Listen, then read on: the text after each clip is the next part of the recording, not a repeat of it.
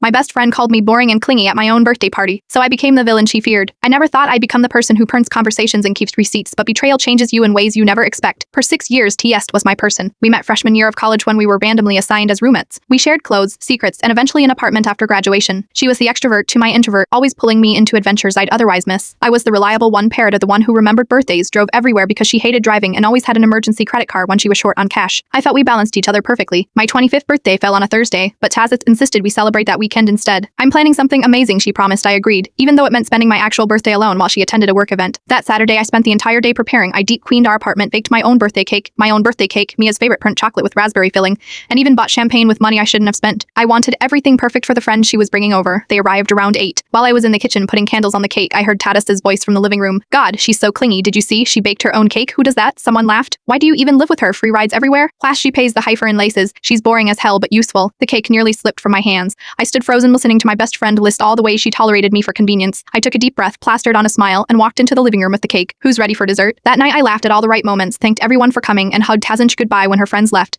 Then I sat alone in my room and made a list of everything she used that was mine. His account, Spite and Family Plan, Amazon Prime, Fuv Max, my car, which she never put gas in, our apartment, where I paid 60% of rent because I had the slightly larger room, over the next 2 weeks. Instead, I watched. She used my accounts daily, borrowed my clothes without asking, and ate food I bought without replacing it. Each observation felt like confirmation. First, I changed all my streaming profile names. Her S profile became for louder, her Saperty became Toxic Friend, small, petty moves that made me feel slightly better. Then I started the real plan. I created new accounts for myself, transferring my playlists and watch lists. I changed all my passwords on a Tuesday when she had a full day of meetings. By evening, my phone buzzed with texts. Emma, hey, Access isn't working me? Oh really? Let me check, Maya. Amazon's not working either. Did you change the passwords me? Because I am boring and clingy, remember? The typing bubbles appeared and disappeared several times. Finally, Mia, what are you talking about? I didn't respond. Instead, I forwarded her the internship reference request email I'd received 3 weeks earlier. Me, PW, I took that reference request seriously. Read them exactly how you operate. She called 17 times that night. I didn't answer. 2 days later, I found a new apartment. While Eddie's was at work, I moved my essentials out, leaving behind only what we'd bought together. I transferred my portion of the rent for the remaining lease period to her account with the memo. Payment for being useful. That weekend, I posted a photo with new friends from my yoga class with the caption, upgraded my circle, quality over convenience. She showed up at my workplace the following Monday crying about how she didn't mean what I'd heard, how I'd misunderstood.